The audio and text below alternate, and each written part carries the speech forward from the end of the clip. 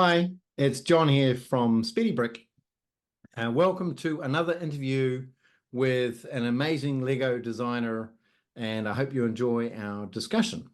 You can check out my previous interviews with Daniel Helms, with Sabrina Hendricks from SFH Bricks, and with Nard Hendricks, not the same name, but very, very close, from 3D Supercar Bricks. And I will add the links in the description so you can click on those. And today we're going to be talking to Nard from NV Carmocs. He's created some incredible Speed Champion scale cars, which is kind of what I'm into lately. So that's good. And I first met Nard at the Bricktopia event in July, and I was super impressed with his entire range of cars. He had some amazing James Bond cars and some Top Gear project cars, which were really, really cool. And then an enormous number of sports cars and racing cars. And I was falling in love with all these little designs. So I needed to build some. So that was pretty cool. And so I've agreed to build 3 cars, which we're gonna talk about. And I was just really blown away by how good the designs were. And so I thought we should have a bit of a discussion. So stay tuned. Of course, he's also turning his passion into a business, and he's got some amazing collaborations with people like Brickthebrick, who are making custom wheels to his design, and he's working with the Bricksticker to create decals for his designs. And of course, you can buy all of his designs on Rebrickable. So I'll put links for all of this stuff in the description below. But let's get started and welcome Nard from NV Carmocs to the interview. Nard, thanks for coming. Thank you. Thank you very much.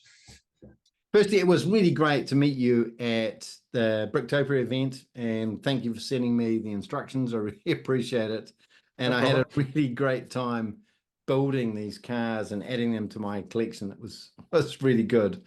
But perhaps you could start by just telling us about yourself. You know, what do you do? How old are you? Where do you live? All that sort of stuff. Yeah, that's fine by me. Well, my name is Nard Verbong. I'm 22 years old and I live in the Netherlands, Max Verstappen country. So that's a bit bottom clenching at the moment. Basically, what I do for a living outside of what most of you will probably know me for is graphic designing, which I've studied for about 6 years now or so. And I've completed my first study, and now I've enrolled in a new one where I'm focusing a little bit more on human-centered design, target audience, everything. So it's not just making pretty things, we're now also making it for the people, for the specific target audience, so at a higher level. Anyway, but that's the boring stuff basically. So what everybody knows me for is making Lego cars. Cool. Looks like a phone now. I'm doing an interview. No, don't talk right now. Cool. So I've been really impressed by your designs on Rebrickable, and you have some great skills. So how long have you been building Lego, and when did you get started? I started when I was 4 years old. I got a little Lego City ambulance set for my birthday or something, I don't know. And that's basically how it started, making little vehicles, started with Lego City and everything, and then I went through Lego Creator 3-in-1s for quite a while. I've had my Bionicle period as well. Yeah, after that, it came to the icon sets and everything, and then eventually to Speed Champions. And that's something I've been doing now for almost 5 years. So anniversary is coming up. Designing Speed Champion models, yeah. So you've got some great skills. The James Bond and the Top Gear models are obviously a real passion for you, together with the the racing cars and the sports cars. But do you have any kind of ideal car? Yeah, I think the main focus would be the James Bond cars then. That's the favorite thing for me to do. I'd say in real life, probably Top Gear is the thing that's closer to me by heart. James Bond's been there forever, since I was a little kid.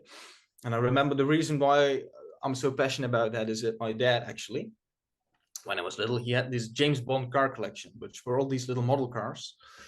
They came like every month, you get one with a little magazine and everything. And he was subscribed to that. So I was looking forward to that every month. when my dad got a new car and everything. So that's basically also how I got a fan of James Bond and everything. Just the cars that my dad would be receiving every month or so, I think. So basically that's the passion, you know. Now I can build up my own James Bond car collection, basically. Yeah. So And I was super impressed by the BMW that I built, and you've got these features in there, so which is really cool. So obviously, you know, with Technic and system pieces combined, you can do a lot more. But do you have a specific? Do you like using Technic? Do you like creating all these functions? What do you like most about, you know, creating the functions in the car? Because this has got some good ones. Yeah, that's true. Now, well, I think, you know, it takes a bit more effort and a bit more, I guess, brain power, you could say. So it's a bit more of demanding, a bit more of an effort. So I wouldn't say like working in functions for all my cars all the time would be something I'd go for. That's also why not all of my James Bond cars have functions, not just because. But there are specific cars where I really like the gadgets that are worked in, not just James Bond cars, but the Fast and Furious cars we talked about, which I have one of these, you know, with the ejector seats. Yeah, that's cool. Yeah. You know, sideways ejectors. Yeah. Wait, let me see that. Oh no, I don't have a minifigure in it now, so that doesn't work. Basically, if it's a gadget or so, which is really authentic to that specific car, then I really do get passionate to work it in, get motivated for it, and then it's a very fun experience, especially, you know, very rewarding when you get it done right. And the BMW is one of those cars, exactly. And but I think just for the bigger picture, I do prefer to keep my models just basically static. Yeah, aesthetically pleasing, right? Rather than that's the most important part, because I don't want functions to take away from the looks of a car. That's very important to me. So are you a fan of Technic at all, or are you much more a systems guy? No, I like both.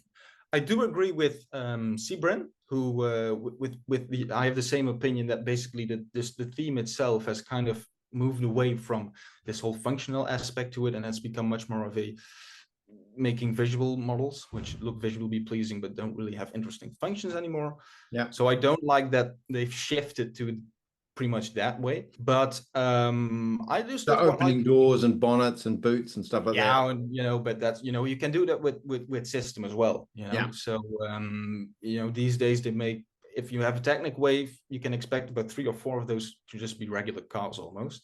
But I do like, you know, because I am a car enthusiast, so for me, I never really cared about the big construction vehicles from Technic, even though those are much more amazing, well-developed built with all the functionalities in them, and so, you know. But I do enjoy collecting the bigger one, you know, the 1/8 scale Technic supercars. I enjoy collecting those, and the smaller scales as well, like the G-Wagon, which was released recently. So I do enjoy the theme, but, you know, for me, personal preference always will go to system, because I think there is much more you can do with the regular system style building. You know, the formula can be stretched a lot more.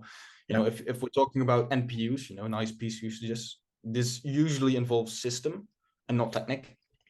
Sometimes it does involve Technic in system, which I think is also a very fun thing. You know, if you put system in Technic, it's not that special usually, but the other way around, then it becomes special, you know. So I think the whole, like the Create Expert cars with steering and stuff like that. So for me, you know, system is just the formula. All you can be stretched a lot more, usually much more entertaining to build. If you build a big Technic 1/8 scale car, you pretty much build all 5 of them actually. So do you have a favorite Lego set, either made the official set, or, you know, like done by a fan designer like yourself? Well, I would have to think about a fan designer, but I do definitely have a couple of sets which are very close to me. I think the first would be the Ferrari F40 from Icons, because that was basically the first Lego Expert / Icon set which I got back in 2015. Got it for Christmas, and it's still, I think it still lives up pretty well to all the other sets that come out. It does. Back then I was amazed by the building techniques in it. It's for the first time where I really was building the car and just being won over by how complex it was from the inside. So that one for me is still very high up. Then we have the 1/8 scale Chiron, which was basically the set which really got me into starting to collect the bigger Lego sets. So Yeah. great for my collection, a little bit less for my wallet. Yeah. So Yeah, that's it's still, expensive, eh? yeah. But that one's still really up. Yeah, that one really opened my eyes to more grown-up focused Lego sets. But I think my all-time favorite Lego set, you know, just looking at how well does it look, and something that's a replica of a vehicle that's really close to my heart. It's actually not even a car. Actually, it's the Concorde set from last year. Okay. Yeah, that's nice. It's big, which is though, my favorite aircraft, and I think that set overall, everything's worked perfectly for me. It was such an amazing build. Yeah. So that, I think, all things considered, not really. If I'd be picking a set with my brain and not with my heart, then that Concorde will be at number one. So we talked a little bit about it when we met at Bricktopia, but you've got this collaboration with Brickthebrick for custom wheels, and you've got the collaboration with Bricksticker for decals and stickers and stuff. So perhaps could you just explain, you know, what do you do with them, and how did you get started? You know, what was the journey that got you into customizing and creating these amazing Yeah, it started once again because I met Sibrin, because I think I was already doing it like 2 years or so, not really at a professional level like I'm trying to do now, but just for a hobby much more. And then I met Sibrin, who started as well, and he made these stickers for his cars, and I was like, oh damn, those look good. And then I got into contact with him and became friends with him eventually. So I learned about the Bricksticker via him pretty much.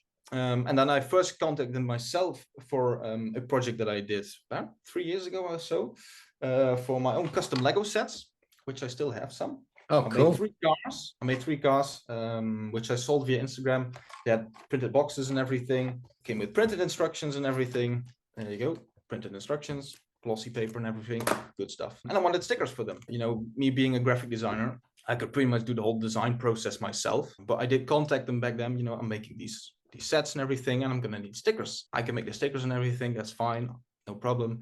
Could I be buying them from you, and maybe could we in the future, you know, like Sibrin is doing, maybe make these sticker sheets for some of my premium mocks. So that's basically how it all started. So we did the sets first. After that, we started doing mocks. I did my GT40 and everything, and the DB5, which I've got over here, which was one of the first James Bond cars that I did, and still one of the best. Coming back to the DB5, how different is it from the official set? Very, because I actually designed it before the set was announced. Also because of the sets, actually. One of the three cars was a regular DB5, just a standard one.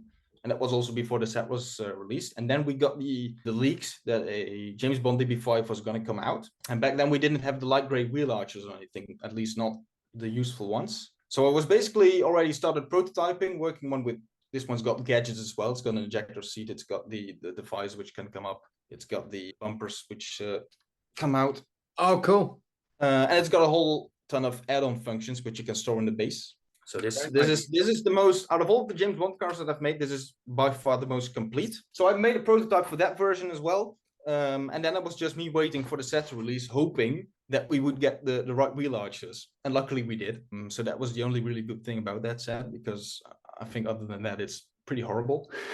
But that's basically how that one got developed. So it's 100% different model. After the sets and everything, that's basically how it all got going. And I think we've been at it now for 3 years or so. Like I said, basically for every single car that I make, the sticker sheet is designed 100% by me. So it's just, I design it, Adobe Illustrator, send the files to them, and they do the production work, make sure it's ready for the printer. They send a test version to me, see if it works. If I find any mistakes, I'll contact them. If not, the model and both the stickers will be online very soon after. What about the wheels, custom wheels? Yeah, he that was actually something where he reached out to me instead of me. Yeah, he came to me for, you know, I could offer you these wheels, you know, in return you make promotional shots from me. I could make wheels for your custom cars. So I think the first time I did that was basically he sent me just a set of wheels. I didn't know what I was going to get. And he sent me these wheels which look very much like Alfa Romeo wheels, which I was really impressed by. I was really surprised that I would be getting wheels which were that niche. So I immediately got to work making an Alpha. So I made an Alpha 159 to suit those wheels and made the photos for it and everything, promotional work. So that's the first really thing we did.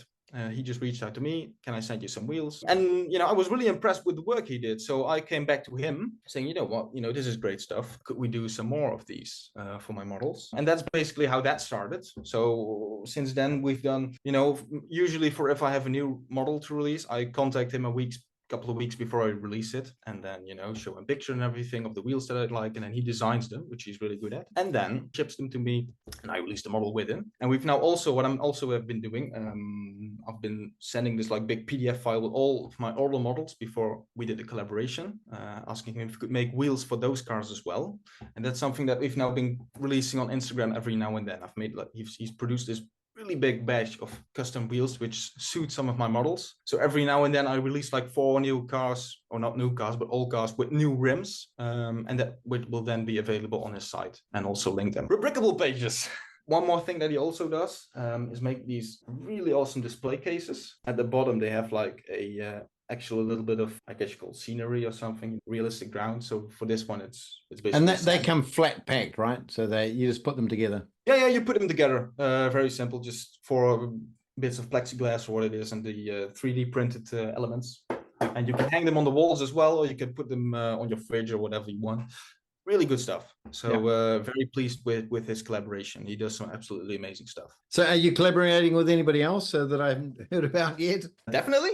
Well, one of them, which is hopefully going to be released soon, is a collaboration that I have with Brick Supply on Instagram, and he has a website, I think, or he's releasing a website. Is t-shirts for some of my Porsche theme models. So basically I've made these artworks, kind of retro style and illustration style, which he's put on t-shirts. So those should be available pretty soon, actually. And so they're all for my Porsche models, basically. So that's about 8 different types of t-shirt. So that's something that's probably going to happen, which I'm really excited about. And then the other one, which is the bigger collaboration, is with Spiker Enthusiast, because I met Jasper van Spiker Enthusiast at the Amsterdam Motor Show in March this year. And back then I had already built a couple of versions of the Spiker C8. Yeah, this is the little one, and also 3D printed wheels. There you go. So we had this C8 or C12, double 12, I should say, double 12 Spiker, which is like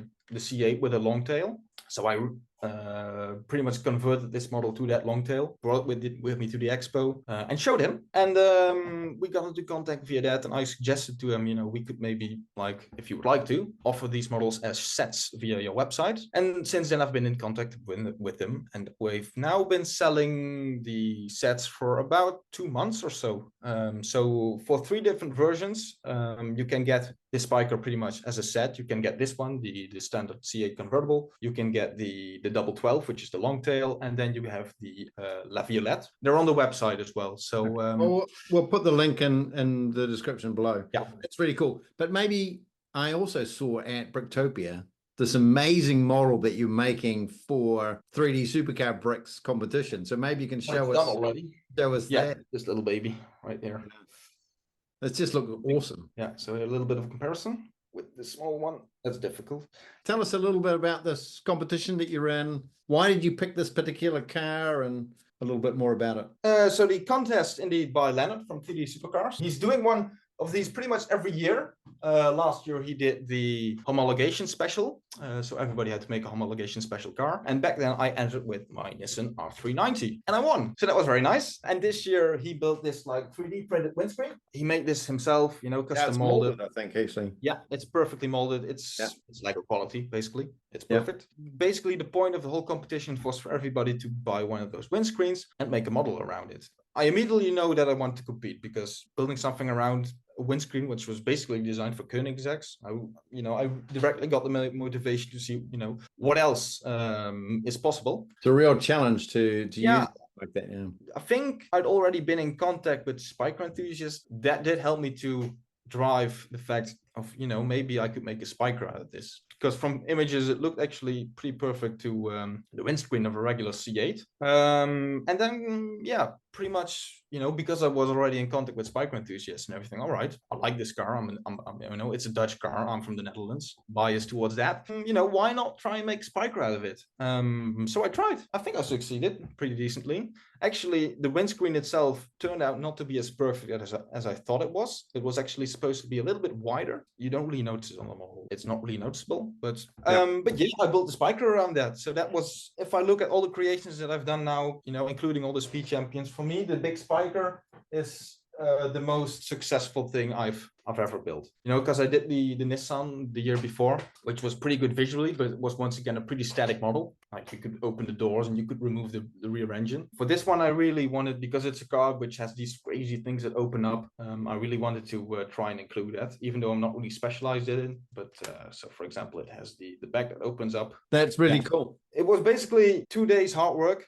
And then it was pretty much done, actually, in studio, and the day after prototyping it in real life. Very hard day's work. That's a really good segue into kind of my next question, which was, what's your process? How do you go about designing? You do it digitally first and then physically, or the other way around? Or basically, for the last 18 months or so, I've kind of developed this 3-phase building system for myself.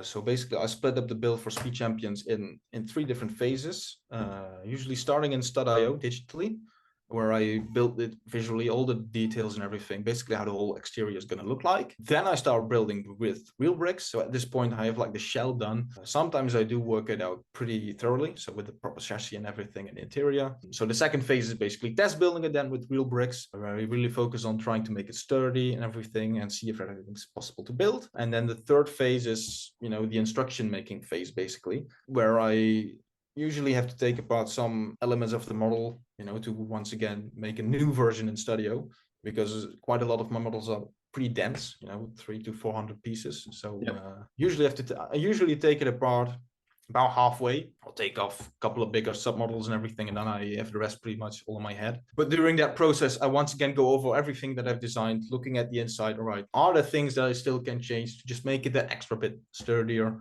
or to add a little bit of a detail where I still have room for, to make the building experience more fun. So it's basically those 3 phases, digitally prototyping, second phase, physically test building it and improving it, and the third phase, making the instructions, and the last finishing touches. So you mentioned there that your models are quite dense, and I've got to say they are. And some of them got, like this one was quite a dense model. This one's more dense and really feel the heft of it. I think that one's over. Yeah, that one's definitely over 450 pieces or so. I think that's a big. Makes it a lot more complex to build when you're building it so dense, because things get in the way, right? So yeah, I try to always make the instructions so it's the steps are easy to follow, and it's built in an obvious order, basically, so you don't. Yeah, I think it's something that also makes the build more involved and more fun, and it makes for a sturdier model as well, obviously. Trying to squeeze as much detail in it, which usually results in a dense model, especially with the BMW, because you've got all the gadgets in it. Yeah. After you finish the kind of the design process, then you make these amazing photographs and graphics and stuff. So perhaps explain us a little bit about that, and maybe what equipment do you use, and what's your process for that? Well, basically, after I finished the model, I take photos. So I have this big studio box, which I got from Amazon. It was 80 by 80 centimeters or so. They're pretty decently priced. You get for $100, you get one, and you get this, you get a big box. You get 3 different color backgrounds, and you get a couple of LED light strips, and a softbox as well, which you can put in between. Probably that's a really decent purchase, especially if you're like a builder who's just getting started and not really familiar with big setups or everything, which, to be honest, I'm not really as well. And then for the photography itself, I use a camera, Sony A6000, I think. Back in the day, I also just used my iPhone. So basically, that's my setup, just one big studio box, camera. And then for the background itself, for me, what I also like to do with my photography is, and basically my whole Instagram feed, my whole roster of photos on Instagram, is keep a consistent style. So people recognize you on Instagram. If people are just browsing and one of your posts pops up, or if they pop up more consistently, people recognize basically the same style of photography a bit, so people can recognize patterns between, oh, this is the same builder. So that's kind of the way how I developed my own kind of setup and style of photography for my Instagram feed, and I've been trying to really push that through to keep my feed consistent. You're selling most of your designs on Rebrickable. Yeah. Why did you? I mean, it's a great place to go and buy designs for Lego fans, but why did you choose that? Why didn't you go and set up your own website or do it? Basically, time management at the moment. I do want to do it. I definitely want to build up my own platform, make my own website and everything. But at the moment I'm still studying, and the main thing I want to focus on is building cool cars for people to buy. Cool. So for now, the focus is on Rebrickable, even though you do get people who steal all your models and put them on AliExpress.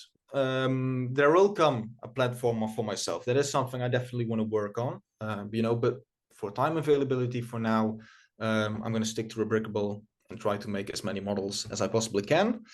And then, probably in about 2 to 3 years, I'll try and get out my own platform, probably in combination with a YouTube channel, which I would also like to enroll in. Cool. That's a great way to tell your story, right? Exactly.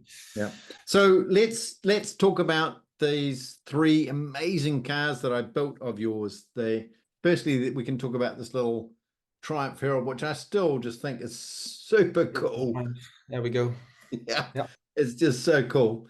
So why did you decide to design this car?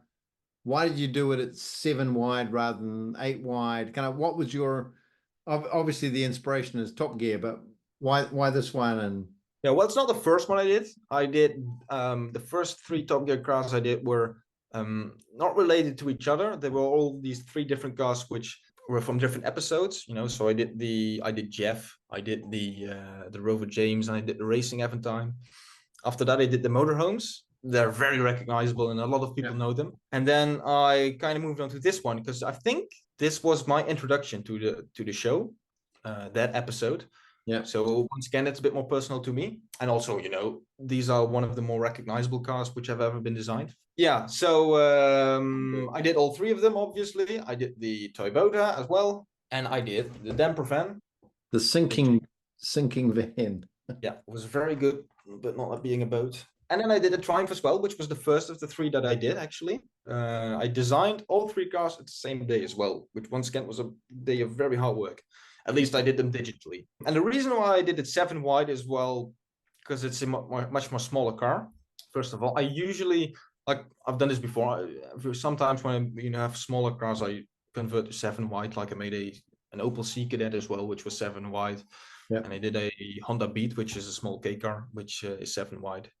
So if it's a smaller car, I'll try to get it in scale with the rest. Yeah, it looks so good. It's so good. Yeah, thank you. So let's talk about this little baby, which I built the other day. The Dakar, which is my favorite model as well. That's my favorite model I've ever built. Because I think if I look at all the, well, it's about 190 cars now, I think. Wow. About all the if you'd ask me a thing about every car, like, what do you not like about the design aspect? I think with every single car, I could name one thing where I think wasn't really happy with that, except for the Dakar. I think that's the only model where pretty much everything came together perfectly.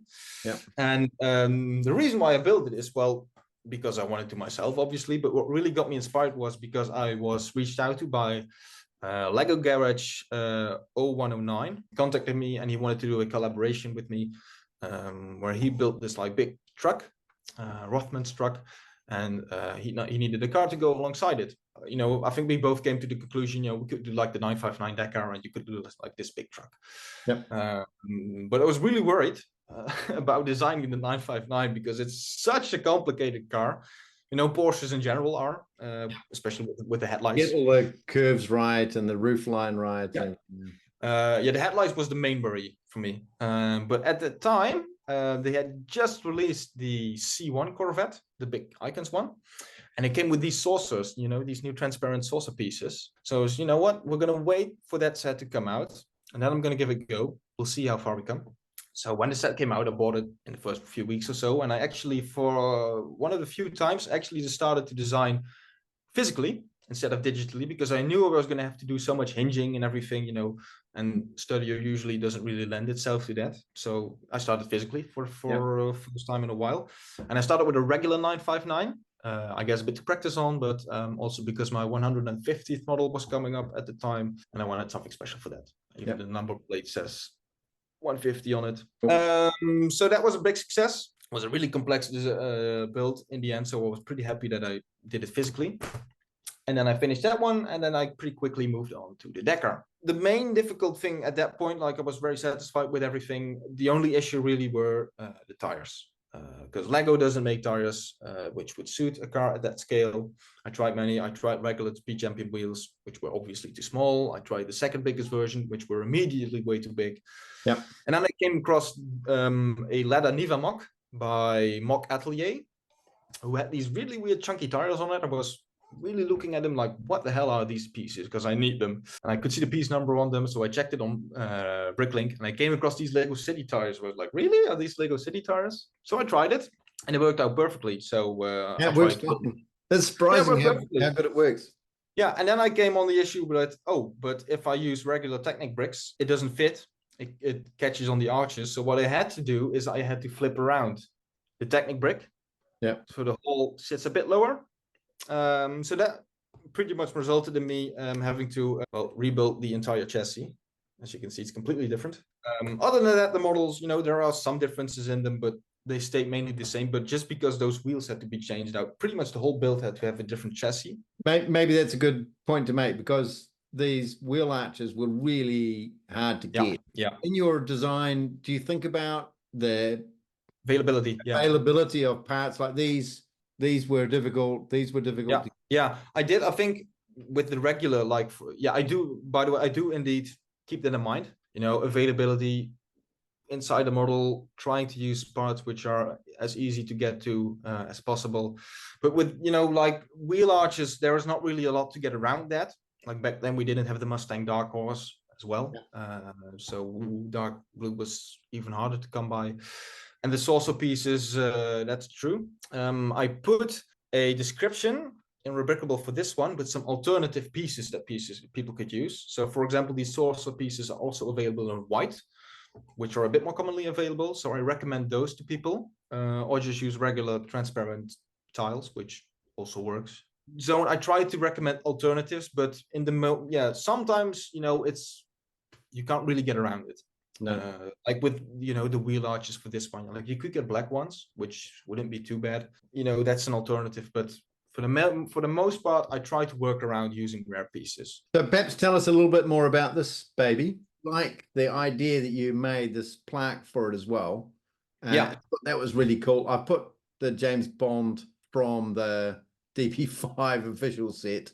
Yeah, I do as well. Okay, Technically, cool. It's supposed to be Pierce Brosnan, but but we'll look over. Yeah, no, true. Those plaques I do for, I have two different types that I do. For my movie cars, I do indeed use these. Because, you know, with movie cars, you can usually put a minifigure next to it. Usually Lego has something that would work next to it. Like with the Fast and Furious cars, you could pull Paul Walker and Vin Diesel on that. So some of my cars from that series have a plaque like that as well. And then for my regular racing car stuff and everything, I just come with these simple ones. That's one for the Dakar as well. Yeah. Nice little detail to add. Just something, to add a little bit of spice to it, I guess.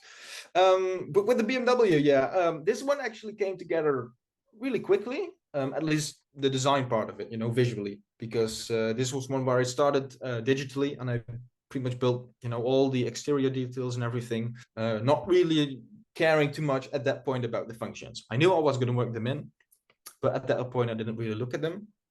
I did make sure that the bumper had a separation part to it, so I could extend the bumper, but that's really the only thing I kept in mind. And then I built it when I was on vacation as well, digitally. Then I didn't touch it for about a month, I think.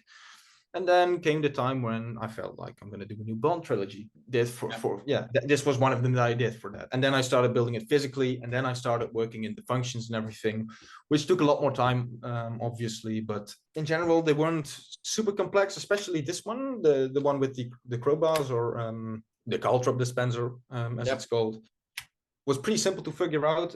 But this one was a little bit harder to figure out.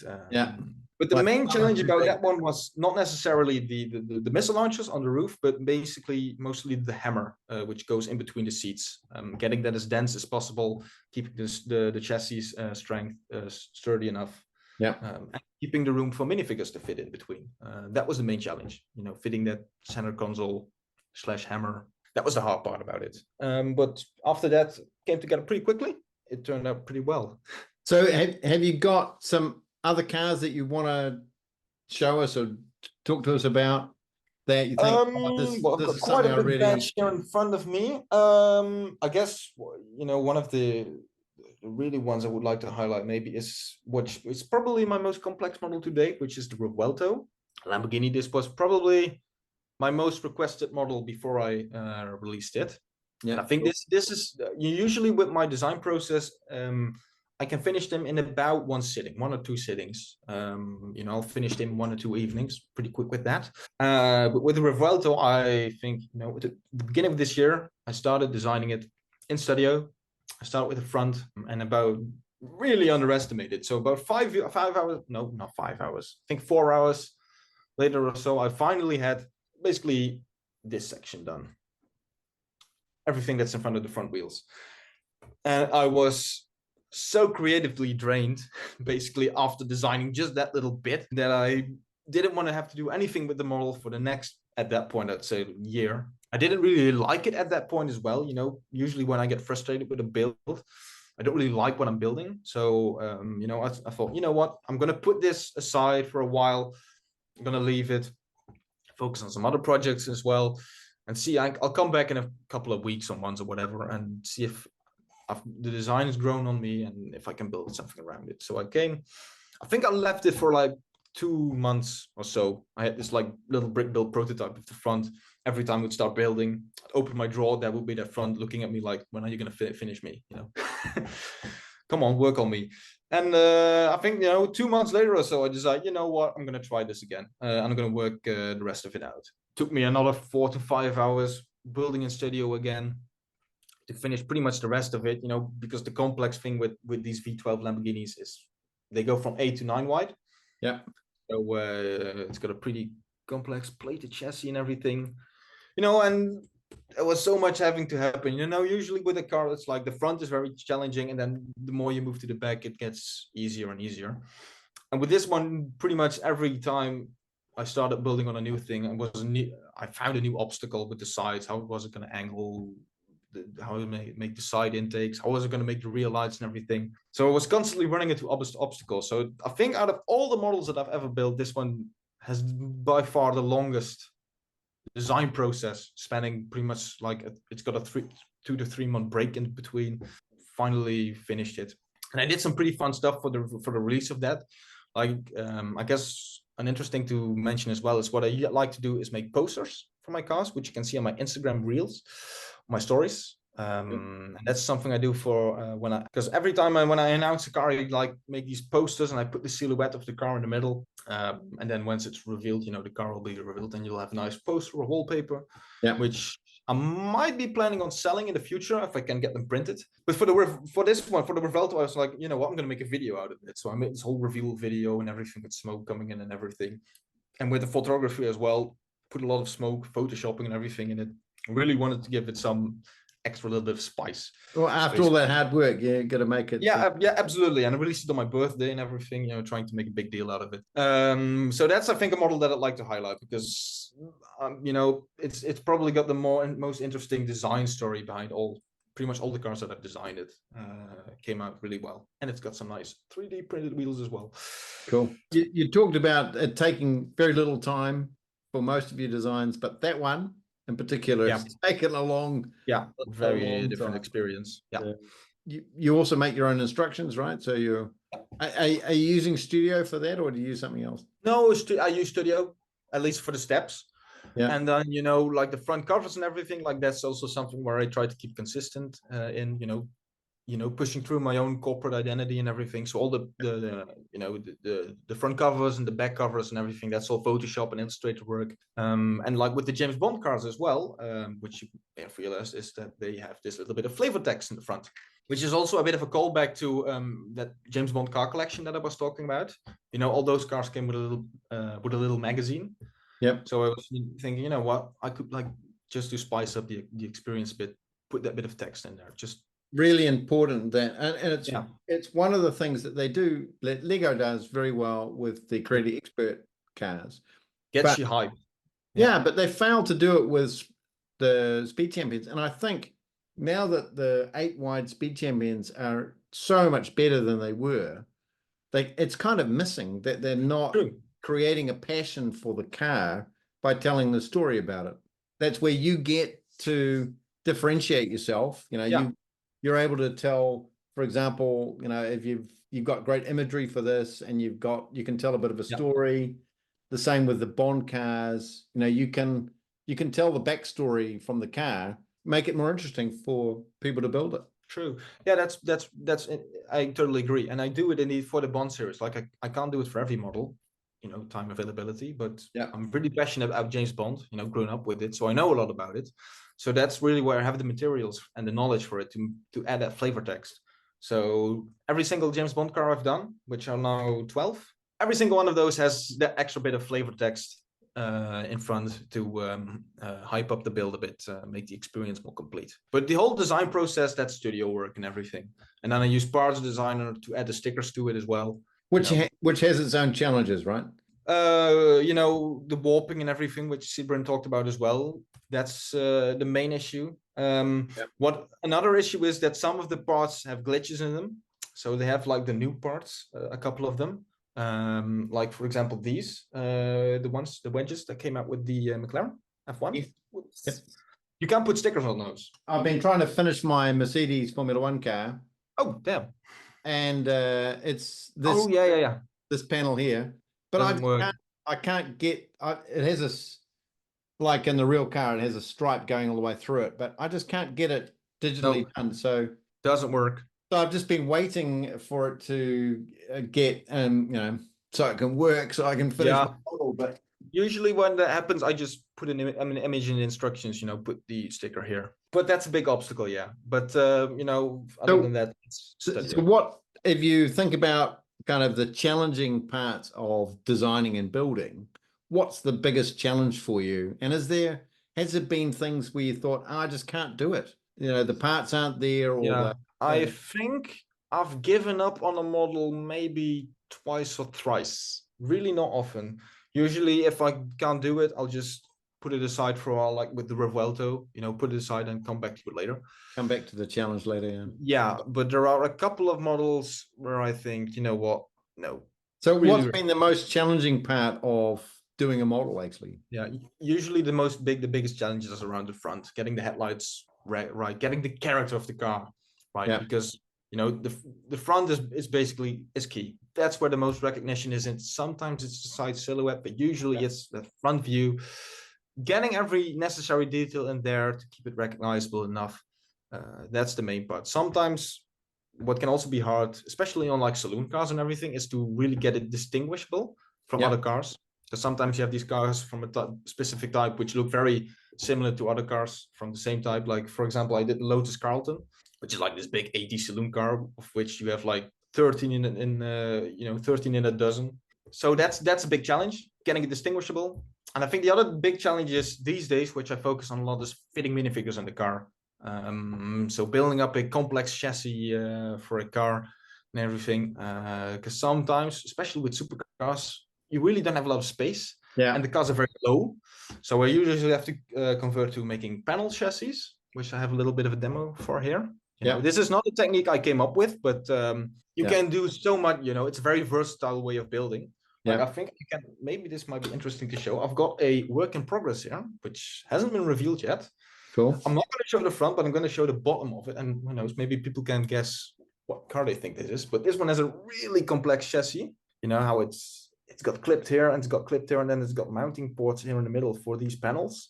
And then there are some tiles here with a bracket, which once again is attached in the chassis somewhere to keep it sturdy. I've got no idea what this is. Yeah, no idea. It looks complex. It's really complex. This might be the most complex chassis I've ever designed. That's one of the big challenges as well. It's getting the front right and getting that chassis to fit minifigures. That's sometimes maybe an even bigger challenge, actually. Has there been any kind of things that you would have liked to include, but haven't been able to yet? Just haven't found a good solution for it, or there's no parts available? Usually with my models, when I'm done, I'm satisfied. Like I said, there are pretty much with every model, there will be something where I could say, yeah, that didn't really work out. A small Whatever, improvement. you know, I think the main issue is still the wheel arches. You know, we don't have a lot of wheel arches in certain available colors, like especially blue is missing from the roster a lot. Dark blue as well. We need more of that, I think, and certain beige colors and everything. So the wheel arches are still an issue, basically, where sometimes you have to make a car extra, you know, have to work around it because the right wheel arch doesn't exist. Yeah.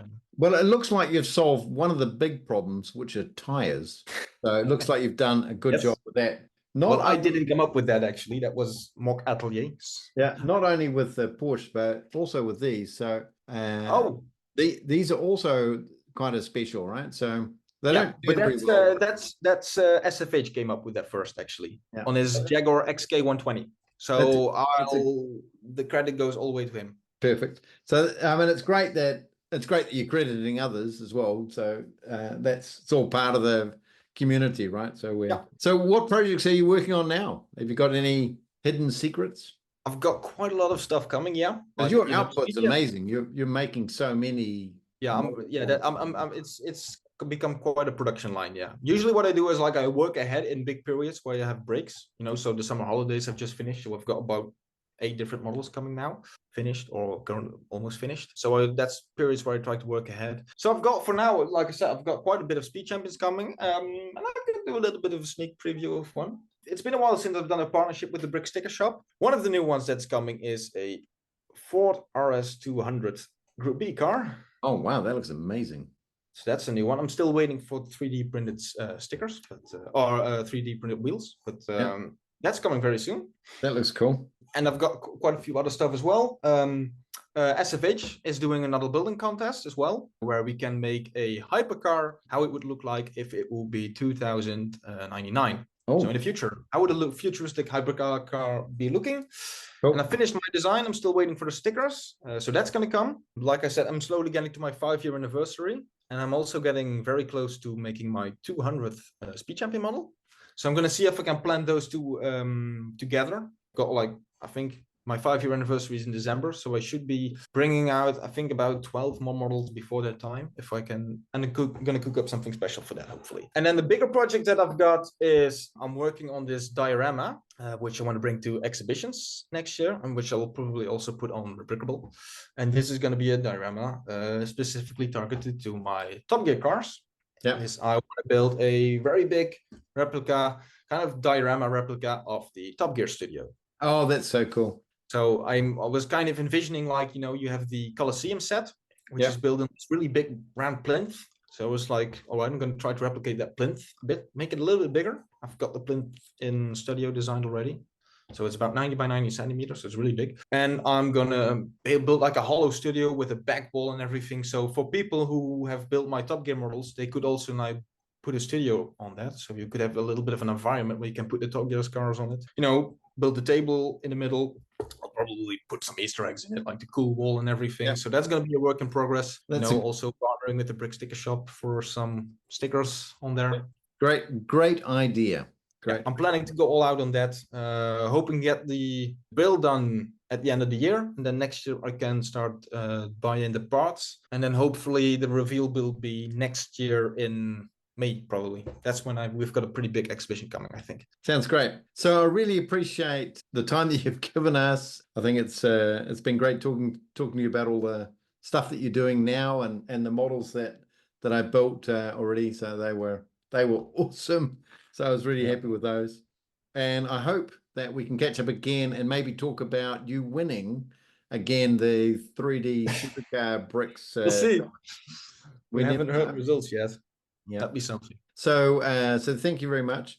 And if you guys out there, if you want to build any of Nard's designs, I'm going to put the link in the description below where you can buy his instructions and also the wheels from Brickthebrick and stickers from the Bricksticker Shop. build some amazing models like these ones, which are truly awesome. I hope you enjoyed this little interview with Nard, and thank you very, very much again for sharing all your insights with us.